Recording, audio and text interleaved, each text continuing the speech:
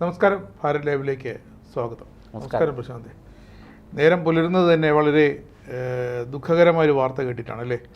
ഇറാനിൽ ഒരു ഭാഗത്ത് അമേരിക്കയും സൗദിയും ഇസ്രായേലും ഒക്കെ ചേർന്ന് കനത്ത കാർപ്പറ്റ് ബോംബിംഗ് നടത്തി ഇറാനിലെ പാവപ്പെട്ടവരടക്കമുള്ള ജനതയാണ് അനുഭവിക്കുന്നത് അല്ലേ? സൈനികർ വളരെ കുറവാണ്. റവല്യൂഷണറി ഗാർഡ്സ് ഒക്കെ അവർ വളരെ സൈനികർ എന്ന് പറഞ്ഞാൽ ഇറാനിലെ ഈ റവല്യൂഷണറി ഗാർഡ്സ് ആണ് അവിടെ ഈ ഭരണകൂടത്തിന്റെ പോലീസ്. അതെ. അപ്പോൾ അവർ അവിടെ ശരിക്കും പറഞ്ഞാൽ അവിടുത്തെ പ്രസിഡന്റ് പെസഷ്കിയാൻ പോലും വളരെ റിമോട്ടാണ്. വിദേശകാര്യമന്ത്രിക്ക് വളരെ റിമോട്ട് ആയതൊരു പാവ പദവി ഇരിക്കുന്നൊരു അവസ്ഥയാണ്. ശരിക്കും അലി ഖൊമേനിയുടെ മുസ്തഫ അലി ഖൊമേനി മകൻ ഇതിപ്പോൾ പുറത്തു വന്നിട്ടില്ല. പക്ഷേ ഇപ്പോൾ അദ്ദേഹമാണ് എല്ലാം ഭരിക്കുന്നത്. അവിടുത്തെ കാര്യങ്ങളെല്ലാം വീണ്ടും നോക്കുന്ന അലി ഖൊമേനിക്ക് ശേഷം ആയിരുന്നുള്ള ഉത്തരം മുസ്തഫ അലി ഖൊമേനിൻ്റെയാണ്. മുസ്തഫ ഇപ്പോൾ രാവിലെ നമ്മൾ കേട്ടുന്ന ഏറ്റവും ദുഃഖകരമായ വാർത്ത, രണ്ട് ചെറുപ്പക്കാരെ കൂടി ഇറാൻ പരസ്യമായി വധശിക്ഷയ്ക്ക് വിധേയമാക്കിയിരിക്കുന്നു അല്ലേ? അതായത് ജനുവരിയിൽ തൂക്കിക്കൊണ്ടിരിക്കുന്നു. ജനുവരിയിൽ നടന്ന ആ ഒരു പ്രക്ഷോഭം, അതിനുള്ള പ്രതികാരം. കാരണം മതഭരണകൂടത്തിനെതിരായി നടന്ന ഓണത്തിനിടയിലെ പുട്ടുകച്ചവടം എന്ന് വേണമെങ്കിൽ പറയാം. അല്ലെങ്കിൽ തങ്ങൾ ഇതൊന്നും ബാധിക്കില്ല, മതപരമായ കാര്യങ്ങൾ അല്ലെങ്കിൽ ശരീഅത്ത് നിയമം കൃത്യമായി നടപ്പാക്കുമെന്നൊരു പിടിവാശി, അല്ലെങ്കിൽ ഇത്രയും അമേരിക്ക ഇറാനെ തച്ചുടച്ചുകൊണ്ടിരിക്കുമ്പോൾ തിരിച്ചിറാൻ ആക്രമിക്കുന്നുണ്ടെങ്കിൽ യുഎൻ അടക്കമുള്ളവർ ഈ വധശിക്ഷ നിർത്തിവെക്കണം, ഇത് ചെയ്യരുത് എന്ന് ആവശ്യപ്പെട്ടിട്ടും അതിനൊരു പുല്ല് വില പോലും കൊടുക്കാതെ അത് നടപ്പാക്കി. ഈ അമേരിക്കയുടെയും ഇസ്രായേലിൻ്റെയും ആക്രമണത്തിന് ശേഷം ഒരു ഗ്യാപ്പ് ഉണ്ടായിരുന്നു ഈ ഒരു മത കോടതി തീരുമാനങ്ങൾ നടപ്പാക്കുന്നത്. അതായത് ഇർഫാൻ സോൾട്ടാനി ഈ 26-കാരനായിരുന്നു, തൂക്കിലേറ്റ് മാർച്ചിൽ. അതേ മാർച്ചിൽ തന്നെ സാലെ മുഹമ്മദി, ഒരു 19 വയസ്സുകാരനായ ഗുസ്തി താരമായിരുന്നു, അവനെയും പ്രക്ഷോഭത്തിൽ പങ്കെടുത്തുന്ന പേരിൽ തൂക്കിലേറ്റ്. പിന്നെ ബിദ ഹെമ്മദി, ഒരു വനിതാ പ്രതിഷേധക്കാരിയാണ്. അത് ഒരുപാട് UN അടക്കം കല്ലെറിഞ്ഞു കൊല്ലുന്നു എന്നാണ് ഞാൻ മനസ്സിലാക്കുന്നത്. അതെ, UN അടക്കം വളരെ രൂക്ഷമായി പ്രതികരിച്ചു. പക്ഷേ UN ആയതുകൊണ്ട് ഒന്നും അവിടുത്തെ ഇവർക്ക് ശരിക്കും പറഞ്ഞാൽ മനസ്സിലാകുന്നത് ഇസ്രായേലിന്റെ ഭാഷയാണ്. ഇസ്രായേൽ കൊടുക്കുന്ന മറുപടിയാണ് ഇവർക്ക് മനസ്സിലാകുന്നത്, വേറെ ഒന്നും ഇവർക്ക് മനസ്സിലാവില്ല. അതാണ് അമേരിക്ക പോലും അല്ലേ ഇസ്രായേലിനാണ് തീവ്രതയേറിയ ആക്രമണ മുറകൾ. ഇപ്പോൾ സംഭവിച്ചിരിക്കുന്നത് വളരെ ദാരുണമായ സംഭവങ്ങളാണ്. അത് അന്നത്തെ ഈ പ്രക്ഷോഭത്തിൽ പങ്കെടുത്തു എന്നുള്ളതിൻ്റെ പേരിൽ 12 പേരെയാണ് വിചാരണ നടത്തി വധശിക്ഷ വിധിച്ചിരിക്കുന്നത്. അതിലിപ്പോൾ 4 പേരുടേത് നടപ്പാക്കി കഴിഞ്ഞു. 60 പേർ ലിസ്റ്റിലുണ്ട്. മൊത്തത്തിൽ 60 പേര്. 12 പേർ അതിൽപ്പെടും. 60 പേർ ഇനി ഊഴം കാത്തിരിക്കുകയാണ്. അതെ, അതായത് ഈ ഇറാൻ്റെ ഒരു വാർത്താ വിഭാഗമുണ്ട് ഇറാൻ ഔദ്യോഗികമായിട്ട്. അത് മിസാൻ വാർത്താ ഏജൻസിയാണ്. അവരാണ് അവരും അവിടുത്തെ ഒരു പ്രവിശ്യയിലെ ഒരു സ്റ്റേറ്റ് എന്ന് നമുക്ക് കരുതാം. അവിടുത്തെ ഒരു വാർത്താ ഏജൻസി ഫാർസ്, ഇവർ രണ്ടുപേരും ചേർന്നാണ് ഈ വിവരം പുറത്തുവിട്ടിരിക്കുന്നത്. അവരെ പുറത്തുവിടാനുള്ളൂ. അതുകൊണ്ട് നമുക്കത് വിശ്വസിക്കാം, വാർത്ത തെറ്റായിരിക്കില്ല. അതെ, അതായത് ഇസ്ഫഹാനിലെ മലേക്ഷ്ഹർ ജില്ലയിൽ വെച്ച് അമിർ ഹുസൈൻ സഫാരി ഹൊസൈനാബാദി, അതൊരാൾ. രണ്ടാമത്തെ ആൾ അബോൾ ഫാസൽ സെപാഹി ബദ്ജിയാനി. ഈ ബദ്ജിയാനിയാണ് കുറച്ചുകൂടെ നേതൃസ്ഥാനത്ത് നിൽക്കുന്നയാൾ. ഈ 2 പേരെയും പരസ്യമായിട്ട് ക്രെയിനിൽ കെട്ടിത്തൂക്കി കൊന്നു എന്നാണ് പുറത്തു വരുന്ന വിവരം. വധശിക്ഷ അങ്ങനെ നടപ്പാക്കി, അവിടെ പരസ്യമായിട്ട് ജനങ്ങളെ മുന്നിൽ വെച്ചത് നടപ്പാക്കി എന്നാണ് പറയുന്നത്. ജനുവരി 8-ന് ഇതേ സ്ക്വയറിൽ ആണ് ഇവർ പ്രക്ഷോഭം നടത്തിയത് അന്ന്. അപ്പോൾ അതുമായി ബന്ധപ്പെട്ടാണ് ഇപ്പോൾ ഇവർക്ക് ഈ വധശിക്ഷ മതകോടതിയുടെ തീരുമാനം അനുസരിച്ച് വധശിക്ഷ നടപ്പാക്കിയിരിക്കുന്നത്. ഇവിടെ ഈ പ്രദേശത്ത് സത്യത്തിൽ മുമ്പ് പലപ്പോഴും ഏറ്റുമുട്ടലൊക്കെ നടന്നിട്ടുണ്ട്. പക്ഷേ ഇവർക്കെതിരെ ചാർത്തപ്പെട്ടിരിക്കുന്ന കുറ്റം എന്താണെന്ന് വെച്ചാൽ, ഇവർ അന്ന് ഈ ജനുവരി 8-ന് നടന്ന സംഭവങ്ങളുണ്ടല്ലോ, പ്രക്ഷോഭം ഉണ്ടല്ലോ, അതിൻ്റെ ഭാഗമായിട്ട് ബാസിജ് മിലിഷ്യ അവിടുത്തെ പ്രത്യേക യൂണിറ്റിലെ 4 അംഗങ്ങളെ കൊലപ്പെടുത്തി. പിന്നെ അതുപോലെ അവിടെ വലിയ നശീകരണ പ്രവർത്തനങ്ങൾ നടത്തി. ഇതാണ് ഇവർക്കെതിരെയുള്ള ആരോപണം. പക്ഷേ ഇതിൻ്റെ സങ്കടകരമായ വശം എന്താണെന്ന് വെച്ചാൽ, ഇവരുടെ നിരപരാധിത്വം ബോധ്യപ്പെടുത്താൻ ഇവർക്ക് ഒരു അവസരവും കൊടുത്തില്ല.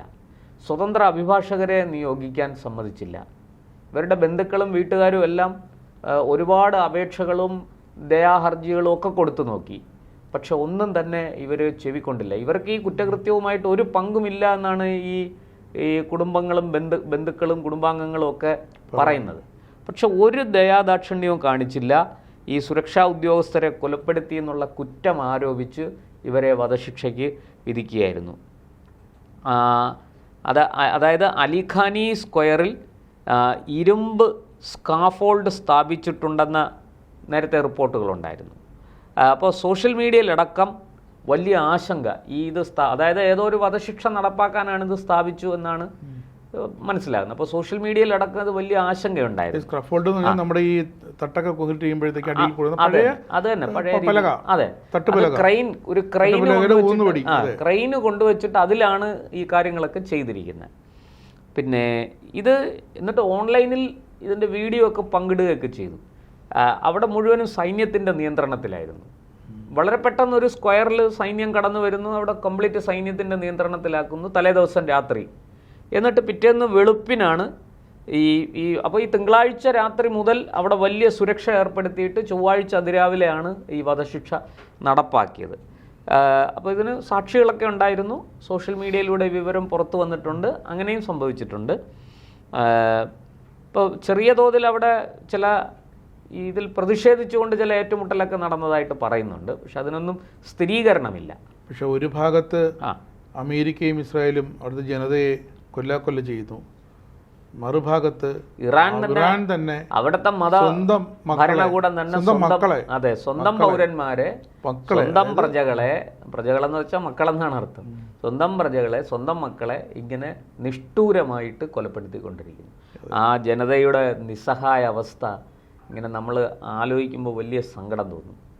ഒരു വസ്ത്ര സ്വാതന്ത്ര്യം വേണമെന്ന് പറഞ്ഞതിനാണ് ഒരു പെൺകുട്ടിയെ കല്ലെറിഞ്ഞു കൊന്നത്. അവിടെ വളരെ ചെറുപ്പക്കാരിയായ സുന്ദരിയായ ഒരു പെൺകുട്ടിയെ കല്ലെറിഞ്ഞു കൊന്നത്. ഒരു മോഡലായിരുന്നു. മാന്യമായി വസ്ത്രം ധരിക്കണം എന്നുള്ള കാര്യത്തിൽ ലോകത്താർക്കും സംശയമില്ല. പക്ഷേ ഇന്ന വസ്ത്രമേ ധരിക്കാവൂ എന്ന് പറയുന്നിടത്താണ് പ്രശ്നം വരുന്നത്. അപ്പോൾ ആ വസ്ത്ര സ്വാതന്ത്ര്യം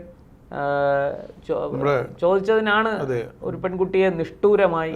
ജന്തർ മന്ദറിലെ വസ്ത്ര സ്വാതന്ത്ര്യമല്ല ഉദ്ദേശിച്ചത്. അതെ, അല്ല ഇവിടെ നമ്മുടെ നാട്ടിലെ അല്ല, ഇന്ത്യയിൽ ഒരു പ്രത്യേകത എന്താണെന്നറിയാമോ? പിന്നെ ഇറാനിൽ ഇതൊക്കെ നടന്നാൽ അത് മതസ്വാതന്ത്ര്യം, അത് അവരുടെ സ്വാതന്ത്ര്യം. പക്ഷെ നമ്മൾ ഇവിടെ ഒന്ന് ആലോചിച്ച് നോക്കൂ, ഇവിടെ വസ്ത്ര സ്വാതന്ത്ര്യം ആവശ്യപ്പെടുന്നത് എന്തിനാണ്? ബുർഖയിട്ട് നടക്കാനാണ്, പർദ്ദയിട്ട് നടക്കാനാണ് ഇവിടെ വസ്ത്ര സ്വാതന്ത്ര്യം ആവശ്യപ്പെടുന്നത്. പരീക്ഷയ്ക്ക് പോലും ബുർഖയിട്ട് അല്ലെങ്കിൽ പർദ്ദയിട്ട് വന്ന് ആരാണ് എഴുതുന്നതെന്ന് എങ്ങനെ അറിയാനാണ്? അത് പരിശോധിക്കാൻ ശ്രമിച്ചാൽ അല്ലെങ്കിൽ അത് തടയാൻ ശ്രമിച്ചാൽ അതുടനെ ഇവിടെ വലിയ ഇരവാദമാണ്.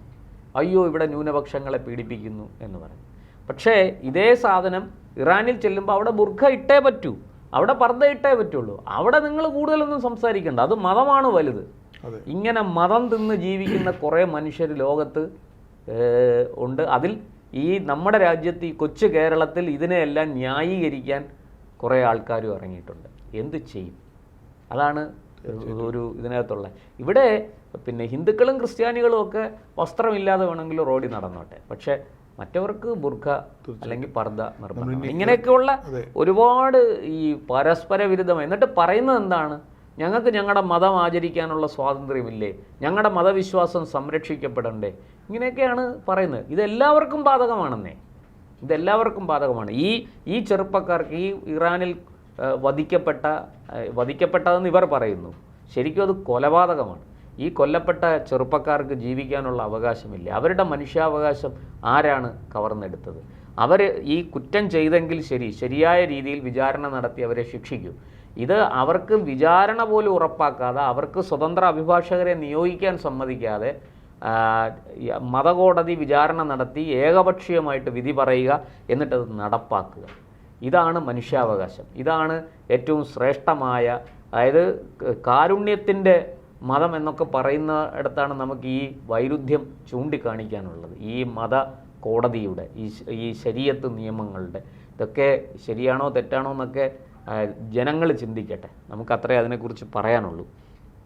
പക്ഷെ അവിടെ വീണ്ടും സംഘർഷം, അവിടെ വലിയ സംഘർഷം വീണ്ടും. അതെ അതെ അതെ അതെ.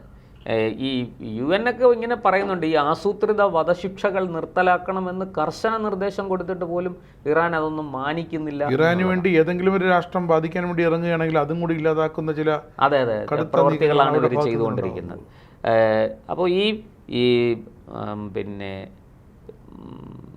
എന്താ പറയുക, ഈ ഭരണകൂടത്തിനെതിരെ വലിയ രീതിയിലുള്ള ഒരു എതിർപ്പ് അവിടെ ഉയരുന്നുണ്ട്, അതിന് പുറത്തും ഉയരുന്നുണ്ട്. നമ്മൾ കണ്ടതാണ് ഈ പറയുന്നത് പോലെ ഹമാസിൻ്റെയും ഹൂതികളുടെയും ഒക്കെ നേതൃത്വത്തിൽ ഇരുന്ന ആൾക്കാർ അമേരിക്കൻ ആക്രമണത്തിൽ, ഇസ്രയേലിൻ്റെ ആക്രമണത്തിലൊക്കെ കൊല്ലപ്പെടുമ്പോൾ ഈ പറഞ്ഞ ഇറാനിൽ ഉൾപ്പെടെയുള്ള ജനങ്ങളുടെ ആഹ്ലാദ നൃത്തം നമ്മൾ കണ്ടതാണ് സോഷ്യൽ മീഡിയയിൽ. അപ്പോൾ ഇതിൽ നിന്ന് ഇവർ മനസ്സിലാക്കുന്നില്ലല്ലോ എന്നാണ്. ഒരു അടച്ചിട്ട മുറിയിൽ ഈ പറയുന്ന ചെറുപ്പക്കാർക്ക് അവരുടെ ഭാഗം പറയാൻ ഒരു അവസരവും നൽകാതെ ഏകപക്ഷീയമായി വിചാരണ നടത്തി മതകോടതി കുറ്റം സ്ഥാപിച്ച് ശിക്ഷ വിധിക്കുന്നു. ഇതാണ് അവിടെ നടന്നിരിക്കുന്നത്. വളരെ വളരെ ദയനീയമാണെന്ന് മാത്രമേ ഇതിനെക്കുറിച്ച് നമുക്ക് പറയാനുള്ളൂ. ഇത് ഈ തരത്തിലുള്ള മതനിയമങ്ങളെ പിന്തുണയ്ക്കുന്ന ഇല്ല, അതുകൊണ്ട് തന്നെയാണ് നമ്മൾ അറിഞ്ഞോ അറിയാതെയോ അമേരിക്കയും ഇസ്രായേലും പിന്തുണച്ചു പോകും. അതെ അതെ. പക്ഷേ ഇവിടെ ബോംബിങ്ങിലൊക്കെ സൈന്യത്തെ നോക്കിയല്ല, ഇവിടെ ബോംബിംഗ് അതിനകത്ത് ആക്രമണം സൈന്യത്തെ നോക്കിയല്ലെങ്കിലും ഇവരുടെ ആക്രമണത്തിൽ നിരപരാധികളും അവിടെ കൊല്ലപ്പെടുന്നു എന്നുള്ളതാണ്. അതൊരു വലിയ സങ്കടകരമായ കാര്യമാണ്.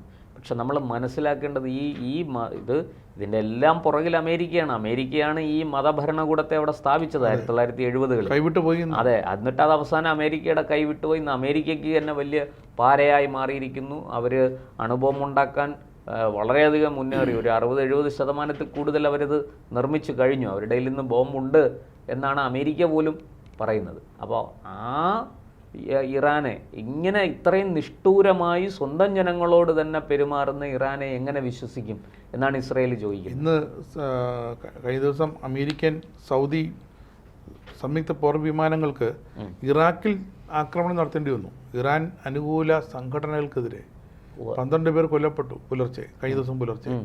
അപ്പോൾ ഇറാനിൽ മാത്രമല്ല ഇറാഖിലും അമേരിക്കൻ വിരുദ്ധ വികാരം അല്ലെന്നേ. അത് നമ്മളെ എന്തൊക്കെ പറഞ്ഞാലും ഈ UAE, സൗദി പോലെയുള്ള കുറച്ച് രാജ്യങ്ങൾ ഒഴിച്ചാൽ അത് തന്നെ കർശനമായ നിയമവ്യവസ്ഥയ്ക്ക് വിധേയമായതുകൊണ്ടാണ് അവിടെ ജനങ്ങൾ തലപൊക്കാത്തത് എതിർപ്പുമായിട്ട്.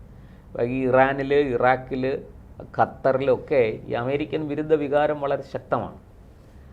പക്ഷേ ഈ അമേരിക്കൻ വിരുദ്ധ വികാരം ശക്തമാണെന്ന് പറയുമ്പോൾ ആ അമേരിക്കൻ വിരുദ്ധത പ്രകടിപ്പിക്കേണ്ടത് എങ്ങനെയാണ്? അത് സ്വന്തം നിരപരാധികളായ സ്വന്തം ജനങ്ങളെ തന്നെ ബോംബിട്ടും കൊലപ്പെടുത്തിയും ഒക്കെയാണോ അത് ചെയ്യേണ്ടത്? അല്ല. അതിന് അവർ ജനാധിപത്യം എന്ന് പറയുന്ന ഒരു ഭരണക്രമത്തെക്കുറിച്ച് ഇവർക്കാർക്കും ഒരു ധാരണയുമില്ല. അവരത് സ്വീകരിക്കാൻ തയ്യാറുമല്ല. ഡെമോക്രസിക്കൊന്നും യാതൊരു വിലയുമില്ല. അപ്പോൾ അങ്ങനെ അല്ലാത്തൊരു ഭരണക്രമം നിലനിൽക്കുന്ന രാജ്യത്ത്, ഒരു മതഭരണകൂടം ഭരിക്കുന്ന രാജ്യത്ത് നമ്മൾ മനുഷ്യാവകാശവും നീതിയും ന്യായവും ഒന്നും പ്രതീക്ഷിക്കേണ്ട. അത് ആ മതഭരണകൂടത്തിൻ്റെ താല്പര്യങ്ങൾക്ക് വിരുദ്ധമായിട്ട് മുന്നോട്ട് പോകുന്ന ആരെയും അവർ ശരിയാക്കും എന്നുള്ള കാര്യത്തിൽ ഒരു സംശയവും വേണ്ട. ഇതൊക്കെയാണ് നടക്കുന്നത്. എന്തായാലും അമേരിക്ക വിതച്ചതാണ്. അതിപ്പോൾ ഒരു ഭാഗം അമേരിക്ക തന്നെ കൊയ്തുകൊണ്ടിരിക്കുന്നു. പക്ഷേ ലോകത്തതിങ്ങനെ അശാന്തി പരത്തുന്ന ഒരു സാഹചര്യത്തിലേക്ക് ഇറാൻ പോലെ വളരെ സാംസ്കാരിക പൈതൃകമുള്ള ഒരു രാഷ്ട്രം, ആ രാഷ്ട്രം ഇന്ന് എവിടെ എത്തി നിൽക്കുന്നു എന്നുള്ളതാണ്. അതിൻ്റെ ഇനിയും എത്ര തലമുറ ഇതൊക്കെ നേരിടേണ്ടി വരും, ഇതൊക്കെ അനുഭവിക്കേണ്ടി വരും എന്നുള്ളതാണ്. അത്ര ഭീകരമായൊരവസ്ഥയിലേക്കാണ് ഇത് കടന്നു പോകുന്നത്. എന്തായാലും ഈ 2 ചെറുപ്പക്കാർ ഹതഭാഗ്യരായ, എനിക്ക് സത്യത്തിൽ അവരുടെ 23 വയസ്സുള്ള ഒരാൾ, 19 വയസ്സുള്ള മറ്റൊരാൾ ഒക്കെ ഇങ്ങനെ നിഷ്ഠൂരമായി, ദാരുണമായി സർക്കാരിനെതിരെ, മതഭരണകൂടത്തിനെതിരെ ശബ്ദമുയർത്തി എന്നുള്ള ഒറ്റ കാരണത്താൽ അവരെ വധശിക്ഷയ്ക്ക് വിധിക്കുന്നത് എന്ത് മനുഷ്യാവകാശമാണ്, എന്ത് സഹാനുഭൂതിയും എന്ത് കാരുണ്യവുമാണ് അത് മുന്നോട്ട് വെക്കുന്നതെന്ന് എനിക്ക് മനസ്സിലാകുന്നില്ല. എന്തായാലും വളരെ സങ്കടകരമായൊരു വാർത്തയാണ് ഇറാനിൽ നിന്ന്. അത് രാവിലെ നമുക്ക് കേൾക്കേണ്ടി വന്നു. ഇനിയും 60ഓളം പേർ അവരുടെ ലിസ്റ്റ് പട്ടികയിൽ അതെ, വധശിക്ഷ കാത്ത് കഴിയുന്നു. ഇവരെയൊക്കെ എങ്ങനെ കൊല്ലും? തൂക്കിക്കൊല്ലുവോ, കല്ലെറിഞ്ഞു കൊല്ലുവോ, കഴുത്ത് വെട്ടി വിട്ടയക്കേണ്ടി വരുമോ, അതോ ഇവരെയൊക്കെ വിട്ടയക്കുമോ? ഇത് വലിയ വളരെ UN പോലെയുള്ള സംഘടനകൾ ആവശ്യപ്പെട്ടിട്ട് പോലും ഒരു ദയയും കാണിക്കാത്ത, എന്നാൽ പോട്ടെ അവരെ നിങ്ങൾ ജയിലിലിട്ടോളൂ, അവർ നിരപരാധികളാണെങ്കിലും നിങ്ങൾ അവരെ വധശിക്ഷയ്ക്ക് വിധേയമാക്കാതെ ജയിലിലിട്ടോളൂ, അവരുടെ കുടുംബാംഗങ്ങൾക്ക് ഈ വ്യക്തി ജീവിച്ചിരിക്കുന്നു എന്നെങ്കിലും ഒരിക്കൽ മോചിതനാകും എന്നൊരു പ്രതീക്ഷയെങ്കിലും ഉണ്ടാകും. ഇത് വളരെ വളരെ ദാരുണമായ ഒരു സംഭവമായിപ്പോയി.